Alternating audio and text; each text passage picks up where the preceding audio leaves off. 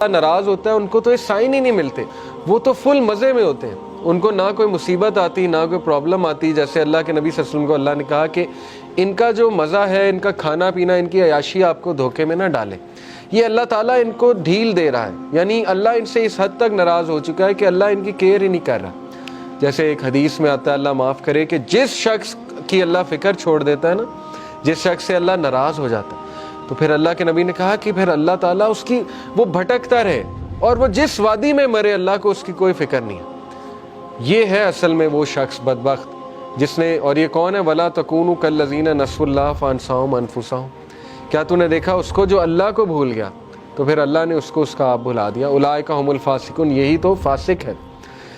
تو اس لیے یہ مت سوچیں کہ اللہ نے آپ کو بھلا دیا. ایز لانگ ایز آپ کے پاس وہ لوگ ہیں جو آپ کو تھپکی دے رہے ہیں، ایز لانگ ایز کوئی بھی آپ کو جنٹل کائنڈ کوئی ریمائنڈر آ جاتا ہے. اکثر بندہ پریشان ہوتا ہے. مجھے الحمدللہ کتنے میسیجز آتے ہیں.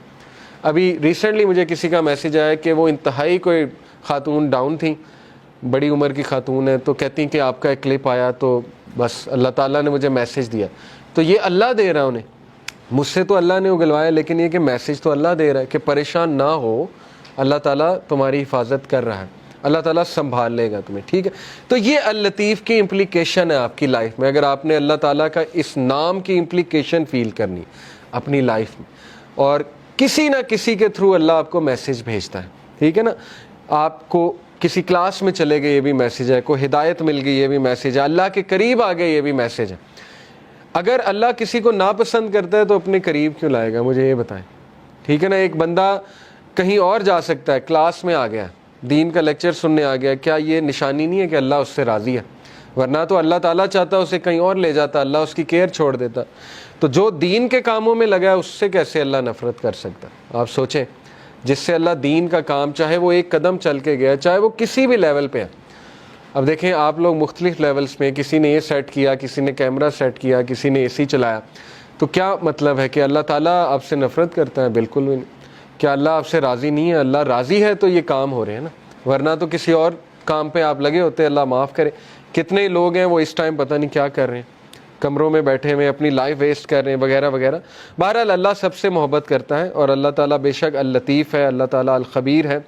پھر یہ انہوں نے ایک سچویشن رکھی کہ have you ever loved something that was displeasing to Allah and slowly just got off to the point where you didn't even know why you ever liked it in the first place. These are the ways of اللطیف.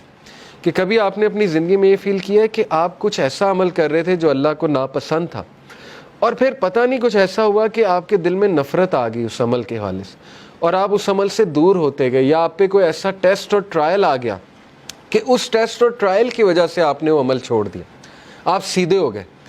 دیکھیں نا، اللہ کو پتہ ہے ایک بندے کو سیدھا کیسے کرنا ہے. اگر ایک بندہ گناہ میں اور وہ دعا کیے جا رہا ہے اللہ سے کہ اللہ مجھے کسی طرح نکال دے اس سے، تو اللہ تعالیٰ اس کو شاید کوئی غم بھیج دے، کوئی ٹیسٹ اور ٹرائل میں ڈال دے، اور وہ بندہ اللہ کے قریب آ جائے. تو یہ بھی اللطیف کی ایک امپلیکیشن ہے ڈیفینیٹلی.